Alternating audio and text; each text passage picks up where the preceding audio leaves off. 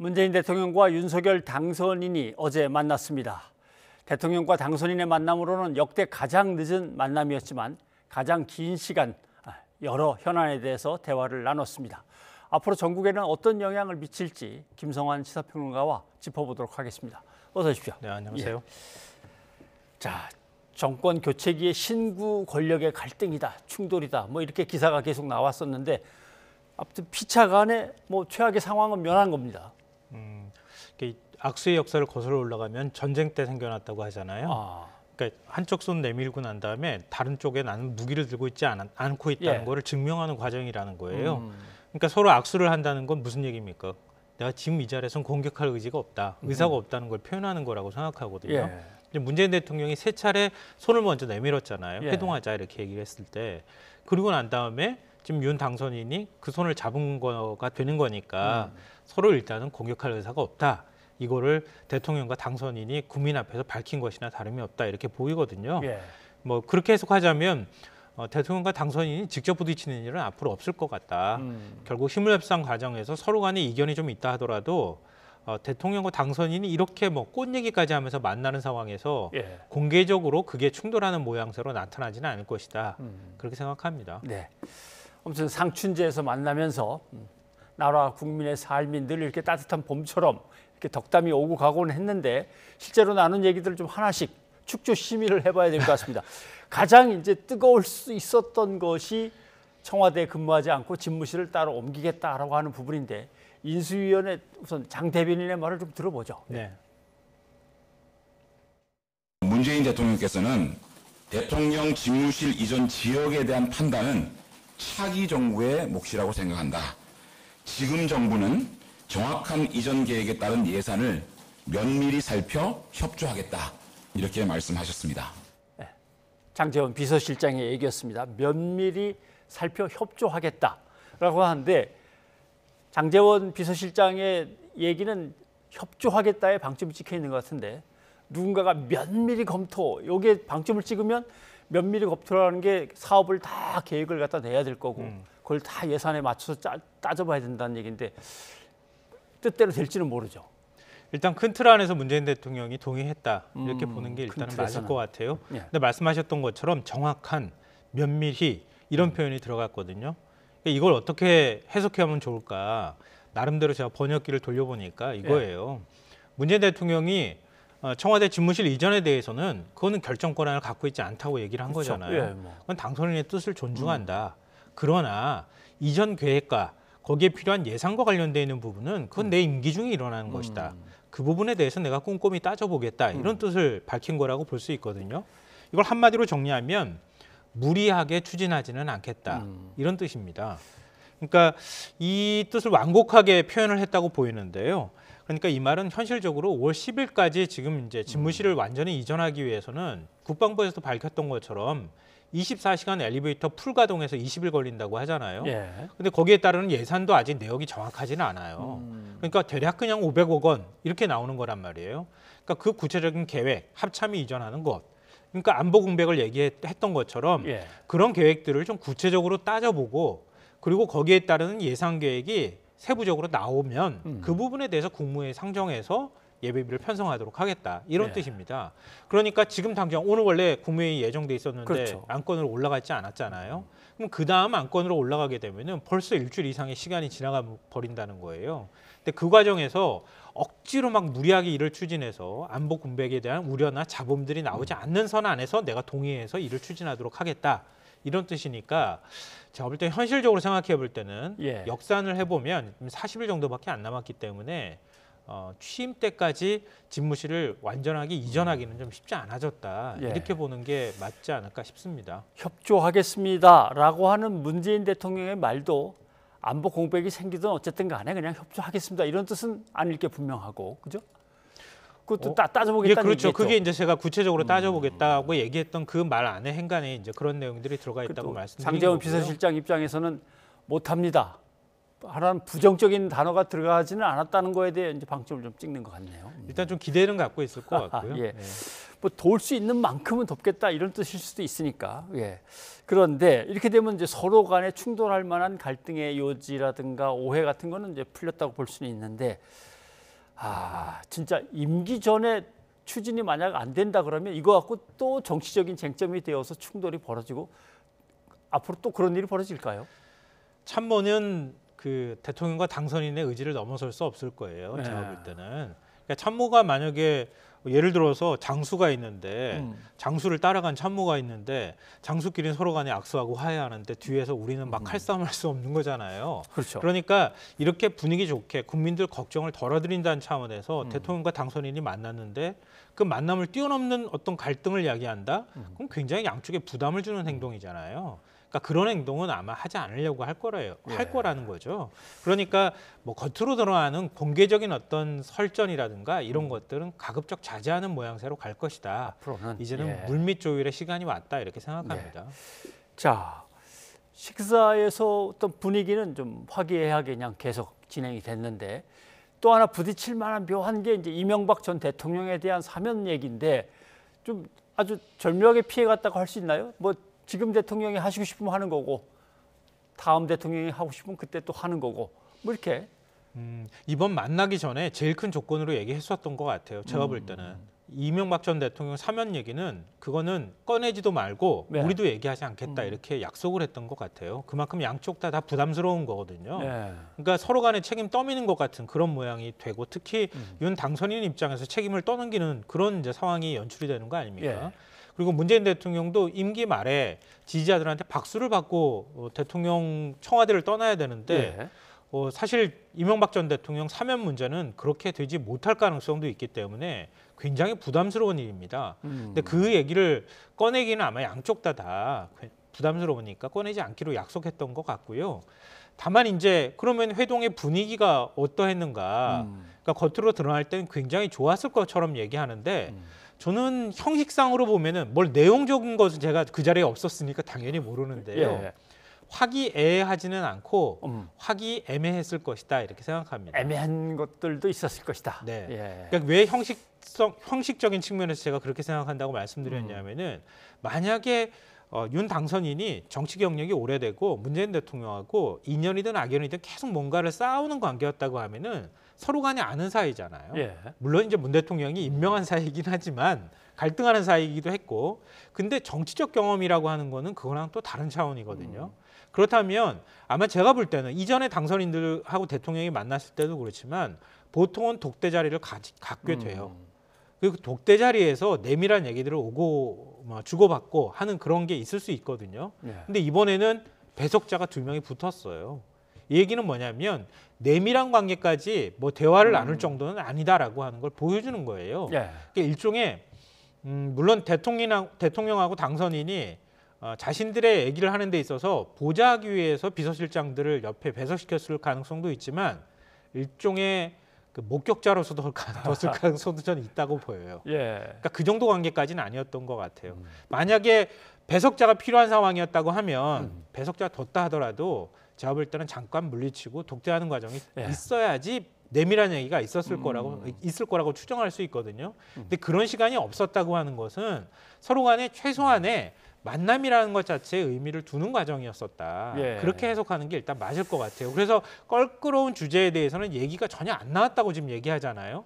실제로 거기까지는 안 들어가기로 얘기했었던 것 같아요. 그러니까 만남 그 자체가 상당한 의미를 갖고 있었다 이렇게 평가할 수는 있겠지만 구체적인 세부적인 내용을 가지고 우리가 얘기하기에는 좀 이르다고 생각합니다. 자, 딱 떨어지는 어떤 결론들, 합의 내용들이 이제 안 나왔으니까 그럼 실제로 거둔 성과가 별로 없는 거네 이렇게 얘기도 하지만 진짜 말씀하신 대로 인수위 측에서는 이 어려운 시기에 두 분이 만나서 악수도 하고 긴 얘기를 화기애애하게 나눈 것만 해도 얼마나 의미가 있냐. 김은혜 대변인의 얘기를 좀 들어보죠. 무엇보다 국민 여러분들께 정권 2학기에 현직 대통령과 대통령 당선인이 맞잡은 손, 그리고 이 대화로 걱정을 좀 덜어드리는 데 의미가 있지 않았을까 저는 생각을 합니다. 이게 나라 안팎의 사정이 어렵고요. 그리고 통합된 국민의 힘으로 위기를 극복해야 한다는 점에서 두 분의 뜻이 같습니다. 그것을 확인했다는 점에 의미를 부여하고 싶습니다.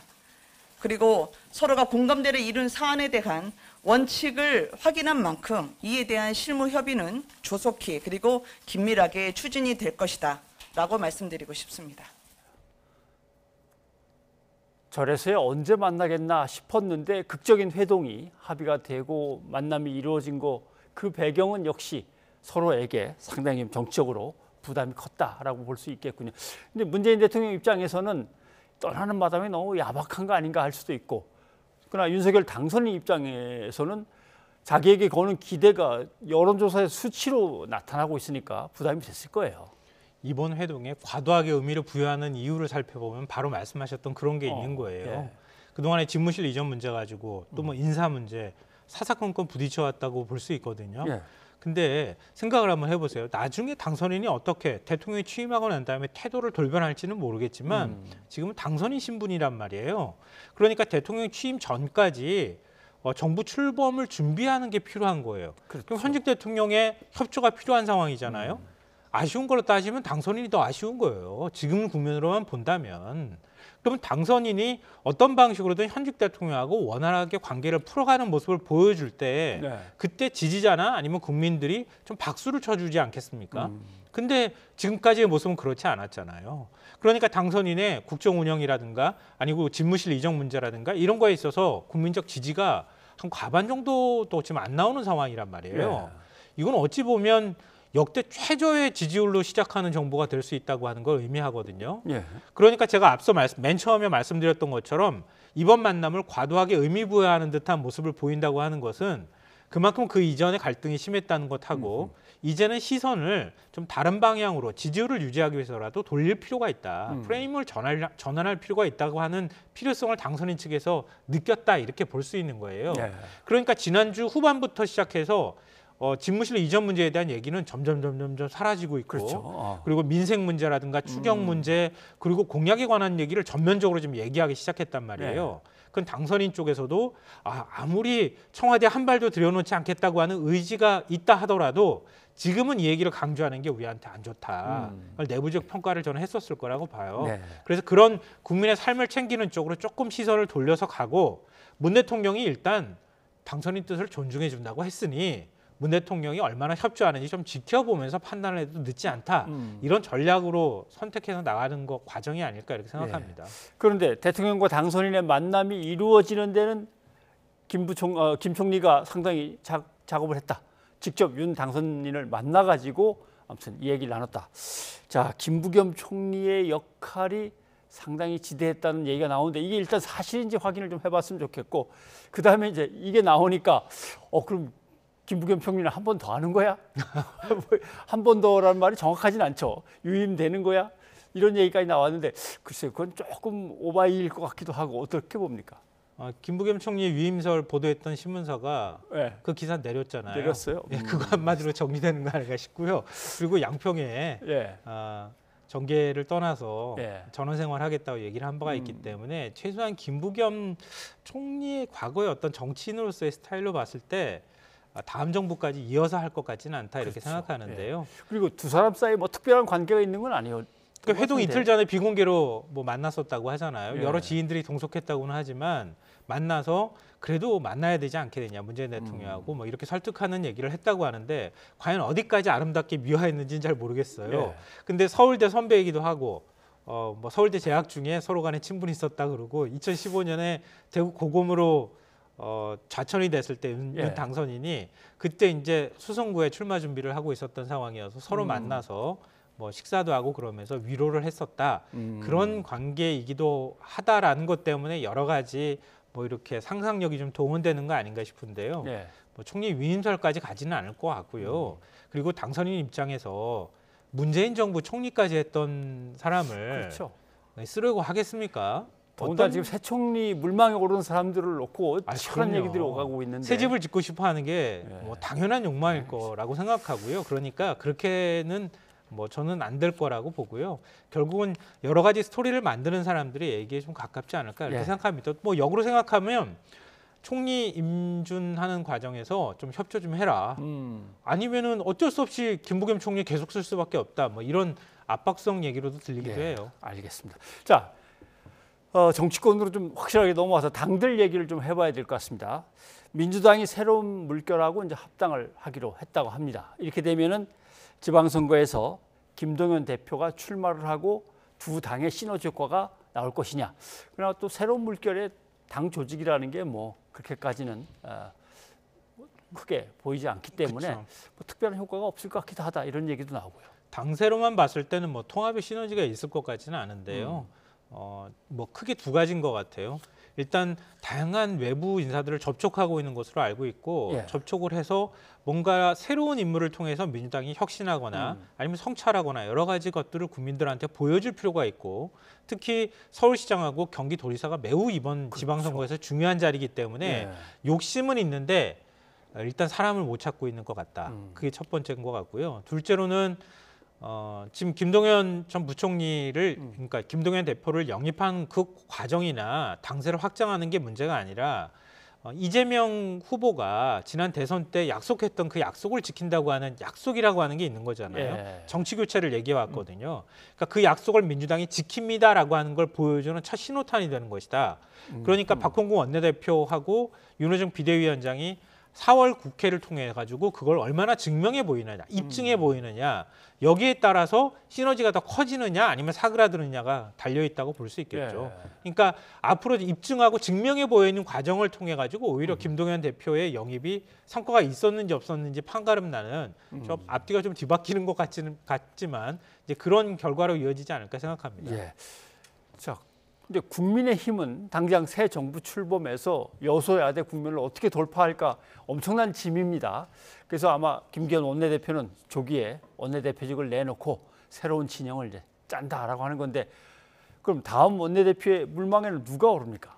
지금 앞서 뭐 리포트에서도 나왔던데요. 권성동 의원, 권성동. 김태용 의원, 윤상현, 김동읍 그리고 박대출 의원 등등해서 이름이 계속 거론이 되는 모양이에요. 근데 저는 민주당 원내대표 선거하고 비슷한 양상이 나올 가능성이 있다고 봐요. 예. 그러니까 민주당은 친 이재명계 이렇게 또 얘기를 하기도 하는데요. 이재명 지금 상임 고문에 대한 기대가 살아있는 상황이잖아요. 예. 선거에서 과거에 패배하면 바로 어딘가 은둔하거나 아니면 숙고의 시간을 갖겠다고 해서 바깥으로 돌잖아요. 예. 후보가 낙선한 후보가 그렇게 도는데 지금 이재명 그 상임 고문은 그렇지 않거든요. 아직도 기대감이 좀 살아 있는 상황입니다. 그러니까 민주당이 당을 혁신하거나 다시 재건하는 과정을 밟는다고 한다면 이재명 전 후보의 역할이 그만큼 커질 수밖에 없다. 그러니까 거기에 대한 기대감이 박홍근 원내대표를 선출하는 과정에서 반영이 됐다 이렇게 보는 게 정설일 것 같거든요. 근데 이번에 그러면은 국민의힘 원내대표는 어떻게 되겠습니까? 윤석열 정부에 대한 기대감이 제일 크지 않겠어요? 예. 그럼 당연히 당청 관계가 제일 중요할 거 아니겠습니까? 당청 관계에 있어서 원활하게 당청 관계를 유지할 사람이 누구로 보이십니까? 그러니까 이른바 윤핵관으로 불리는 의원 아니면 윤핵관으로 불리는 의원이 부담스럽다고 하면은 최소한 윤석열 당선인하고 얼마나 가까운 관계냐 예. 그 거리감에 따라서 아마 원내대표가 결정되는 모양을 보지 않을까 이렇게 생각합니다. 예. 알겠습니다. 자, 그런데 국민의힘은 또 어려운 문제에 부닥쳤습니다. 장애인들의 이동권 보장 이제 시위 또는 출근 투쟁을 통해서 국민들에게 뭔가 그것이 이슈로 다가왔는데 당 대표가 전격적으로 여기에 대해서 계속 반대의 뜻을 내보이고 있으면서 충돌이 빚어졌습니다. 오늘도 입장을 굽히지 않는 것 같은데 한번 좀 들어보시죠. 예. 이분들이 지금 시위를 하는 방식은 서울 지하철 그 출입문에 휠체어를 예. 정지시킵니다. 3호선, 4호선 타는 출퇴근하는 서울 시민들이 왜 이렇게 투쟁의 대상이 돼야 되느냐. 네. 이게 제 강력한 이의제기입니다. 어떻게 볼모라는 표현을 쓸 수 있느냐. 그런데 볼모라는 표현이 뭐를 볼모 삼자서 시위하지 말라는 표현이 네. 참 관용적인 표현인데 이게 무슨 문제입니까? 예. 아무튼 뭐 문제가 없다는 의식 자체가 문제라고 이제 지적도 나오고 있는데 조금 오해가 있는 것 같은데 이 단체 이 사람들이 아니라 장애인 거의 전체입니다. 장애인 차별을 철폐하자는 연대이기 때문에 장애인 단체들이 다 모인 그렇죠. 것이죠. 그래서 예. 일단 그걸 좀 약간 오해하고 있지 않나 하는 생각이 들고. 근데 저는 그 곧 여당이 될 당 대표의 철학의 빈곤함이 얼마나 그 심한지 그걸 보여주는 것 같아서 좀 안타깝기도 한데요. 예를 하나 들어드릴게요. 지난 이제 선거법 그 처리 과정에서 패스트트랙에 태웠었잖아요. 예. 그때 국민의힘 의원들이 엄청나게 몸으로 극렬하게 저항했습니다. 그렇죠. 예. 그게 불법 행위였거든요. 왜냐하면 회의 진행을 방해하는 것은 불법 행위로 규정돼 있기 때문에 국회 예. 선진화법상. 근데 그때 국민의힘 의원들이 뭐라고 주장했습니까? 우리가 의회에서 소수고 약자이기 때문에 우리한테는 저항권이 있다 그랬어요. 네. 근데 그 저항권은 왜 여기는 적용이 안 되는 겁니까? 그러니까 자유로운 시민으로서의 어떤 집합체라고 하는 공동체의 개념 자체가 없는 것 아닐까 하는 걱정이 좀 들고요. 용산 참사 발생했을 때 권리금, 인테리비용 아무것도 못 받고 그냥 내쫓기게 될 그때 예. 자영업자들이 마지막으로 저항할 때 그 자영업자들을 뭐라고 비판했습니까? 불법 폭력 행위를 하는 사람들이라고 얘기했어요. 예. 그러니까 그랬던 인식하고 뭐가 다른가?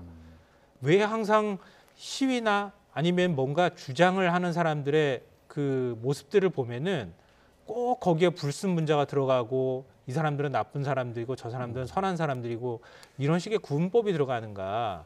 그거를 30대 여당 대표가 지금 이제 할 얘기인가? 예. 앞으로 매우 걱정된다. 이런 말씀을 제가 안 드릴 수가 없고요. 능력주의 주장하잖아요. 대한민국의 청년들만큼 경쟁에 시달리는 그 청년들이 없는데 그 청년들 보고 다시 또 경쟁해가지고 능력을 입증하라고 주장하는 이게 지나치게 기득권화되어 있는 논리를 언제까지 국민들한테 강요하고 얘기할 것인가 생각을 좀 더 많이 하고 얘기하고 했으면 좋겠습니다. 이 사태와 관련해서 국민들이 내놓는 여러 가지 의견 중에 제일 아픈 질문은 그동안 남녀를 갈라쳤고 그다음에 나이 든 사람과 젊은 사람들을 갈라쳤는데 이제는 장애와 비장애로 또 갈라치고 그럼 그다음에 또 뭘 갈라칠 거냐 이런 질문이 나오는데 여당 대표로서는 사실은 국가 사회 통합을 책임진 사람으로서 아니 우리 집회와 시위 많잖아요. 광화문에서 보수단체들이 집회 계속하고 있잖아요. 보수단체도 하죠. 예. 아니 왜 그 시민들 교통 불편 야기하면서 집회하느냐 이렇게 물어보면 어떡할 겁니까? 그러니까 그거에 대해서 대답을 어떻게 할 겁니까? 예. 그러니까 민주주의는 서로 감내하는 거잖아요. 그렇죠. 그 감내하는 것의 근본적인 원인 어디서부터 문제가 발생했는지 이미자 지금 의원처럼 가서 장애인단체분들하고 대화를 한 다음에 얘기를 해야지 손가락으로 정치하는 거 아니잖아요. 알겠습니다. 자 오늘 여기까지 하겠습니다. 김성환 평론가 고맙습니다. 네.